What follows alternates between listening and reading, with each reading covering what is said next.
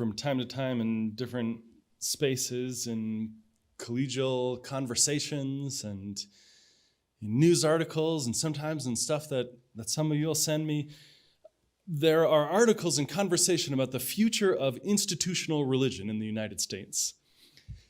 And it's fascinating stuff to me. It's always so interesting to read what are these big demographic trends unfolding across the country. And I really only ever have one response to that stuff. One response to what may be underneath is anxiety over the future of liberal religion and the progressive church and Unitarian Universalism, and it goes like this.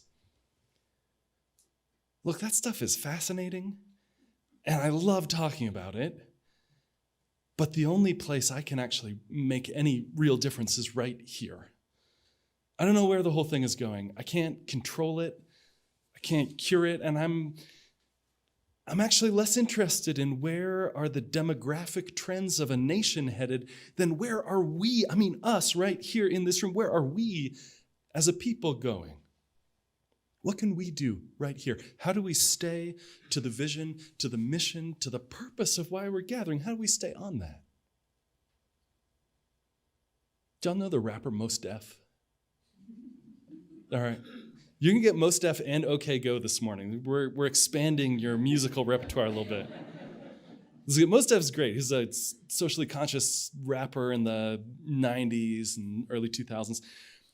But there's this track off his 1999 album called Black on Both Sides. And he says about hip-hop, so come with me here, he says about hip-hop exactly what I mean about church. He says, Mos Def says, listen, people be asking me all the time, yo, Mos, what's getting ready to happen with hip-hop? Where do you think hip-hop is going? And I tell him, you know what's going to happen with hip-hop? Whatever's happening with us. If we're doing all right, hip-hop's going to be all right. People talk about hip-hop like it's some giant living in the hillside, coming down to visit the townspeople. Let me switch this up to make it more plain. People talk about Unitarian Universalism, about liberal religion like it's some giant living in the hillside, coming down to visit the town people. We are Unitarian Universalism. Me, you, everybody, we're it. It's going where we're going. And the next time you ask, where is this church going? And it's a good question to ask. Ask yourself the next one too, which is, where am I going? How am I doing? That's going to give you a clear idea. That's the realer question, the more important question. Where are you going? Where are we going? In the wider culture, there's that conversation about the end of institutions. Do young people, of whom I am increasingly not one at all anymore, want to be part of institutions? And I have to say that I'm not really worried about that question in the abstract, because I know that the best way to make change as an individual is to stop trying to be just one individual making change, but to get together. And I know from my own experience and stories I've heard that the best way, I think, to walk a spiritual path is not to bushwhack your way through the wilderness, but to join a community of pilgrim people, of seekers, of wanderers, worshipers, lovers of leaving. Each of us walking a spiritual road together and trying out different things and comparing notes and figuring out what that's going to look like next. On this Sunday, it's not an abstract question about the role of institutions in public life in the decades to come. The question is concrete, which is, how will we all together shape a community, this community that sets our hearts and minds ablaze, that sets our hands to work for justice in the world? How are we doing? Where are we? If we're all right, this church is going to be all right. Because the real and the enduring substance of this place, however solid these stones are, the real substance is only ever the people. It's the relationships, the connections, it's us. Just like Hanska, Minnesota, 140 years ago, united by the commitments we make to travel this road together. the promise to connect bravely and deepen spiritually, to embody justice and always to love. That's the work, to be altogether whole as individuals and a community, to create for each other what the walls and roof do not do alone, which is a place to cry, to come into heart torn open to the awful realities of the world, to create a place to sing together and dissolve our solo performances in life into the chorus, a place to laugh and see how the absolutely ridiculous is woven right down deep into the serious, and a place to act, to work, to come together, to do justice real, to make it real in this world. A place to come home to ourselves again and again, to come home to each other all together now.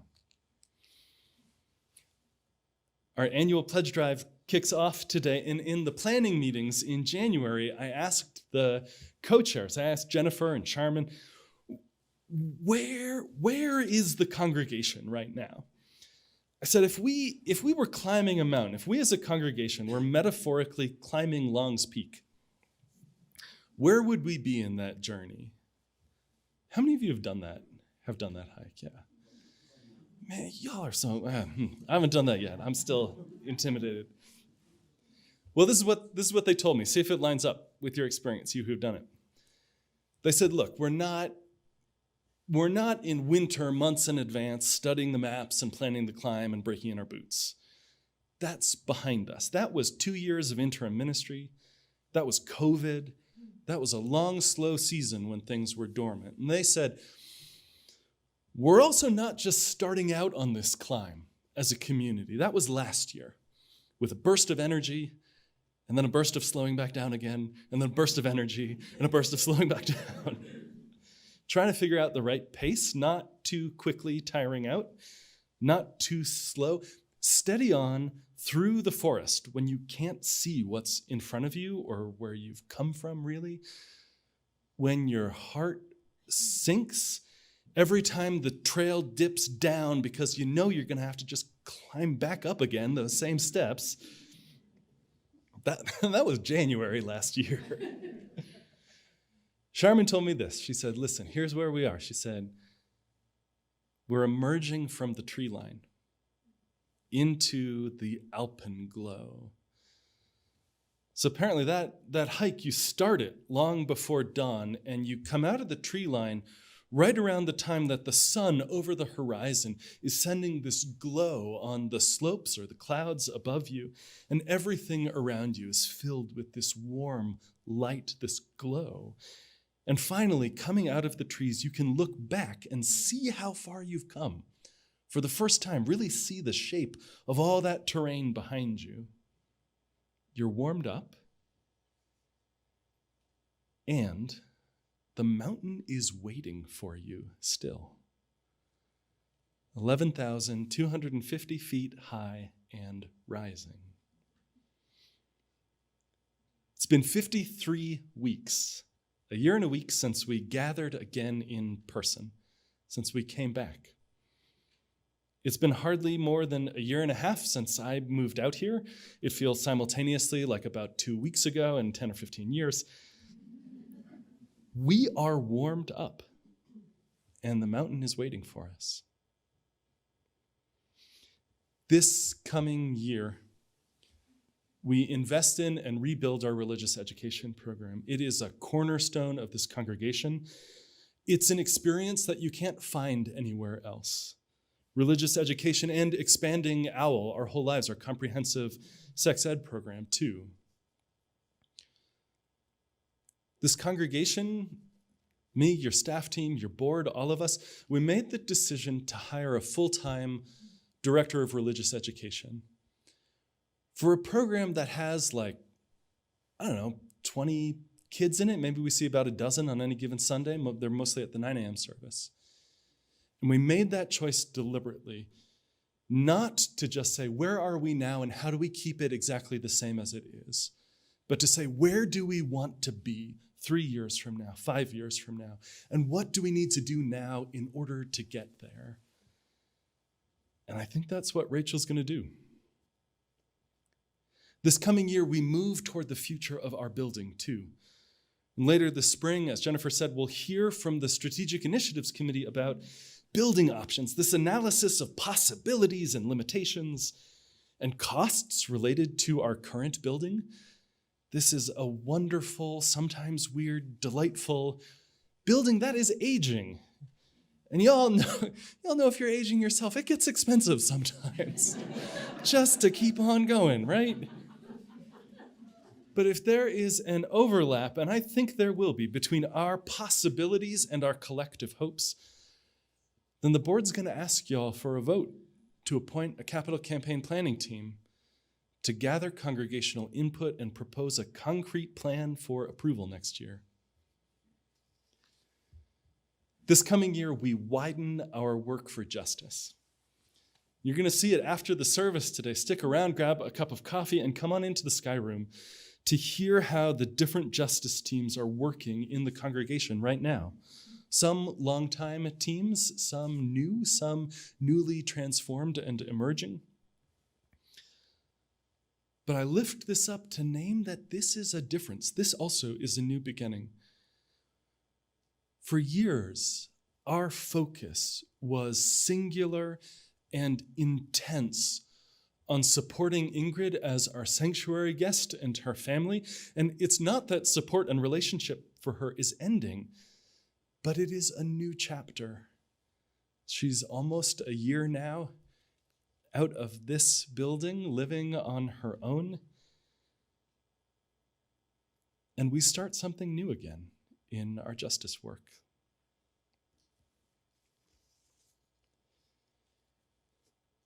Every week we have newcomers visiting for the very first time, and often we hear from them. In the first Sunday of every month, we do this new to UU, and Irene and I are in the listening room back there and invite newcomers without an agenda. Just come, introduce, tell us your story, ask your questions. And we hear often variations on a common theme. People say things like, I didn't know there was a place like this. I didn't know there was a religious community where I could actually be all of who I am, where I could bring myself, my whole authentic self, where I could bring my questions and uncertainties and doubts, where I could bring my lived experiences. Finding this place, they tell us, was a relief. It was the end of a journey and the beginning of one. And I don't say that out of like a smug, self-congratulatory sense of, oh, we're so good. It's not that. I say it because I want to say plain and direct that is what your financial support, what your pledge of support makes possible. It makes this place for all of us here now and for the next person coming through the door. Your pledge does not pay for my private jet. I still, the finance team has yet to discuss private jets with me. And your pledge in some ways too, it's not exactly just about like, what is the dollar value that you personally, privately get out of the experience here? Like, how does this compare with like the cost of coffee or a movie or something instead? It's also about how do you make this place for each other? How do you create this place for each other? That's what's happening. And listen, we talk plainly about money, which is like a very fraught and anxious and usually complicated topic. So just say plain that everyone's got different circumstances, and equal generosity doesn't mean equal gifts. We have folks in this congregation who give 5-figure gifts and folks who give 2-figure gifts, and those are exactly equal generosity for their circumstances. Your pledge makes a home for people who didn't even realize this was what they were looking for. It creates the church for each other. None of us can do this alone. So it takes all of us together to make the whole.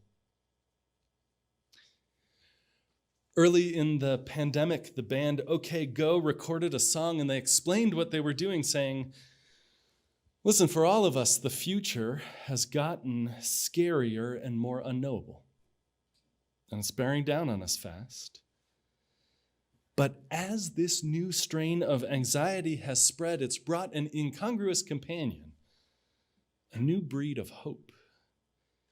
It is subtle and diffuse, but in the moments, says the writer of the song, in the moments when anxiety lets up, it's there, hovering in the periphery of my consciousness. When the status quo evaporates, anything's possible, for better or worse. We learn who we are. And we reinvent ourselves, and our best and our worst impulses struggle against each other anew, and our darkest fears become more real, and so do our wildest hopes. Like a butterfly in the chrysalis, we leave something behind to make a new way.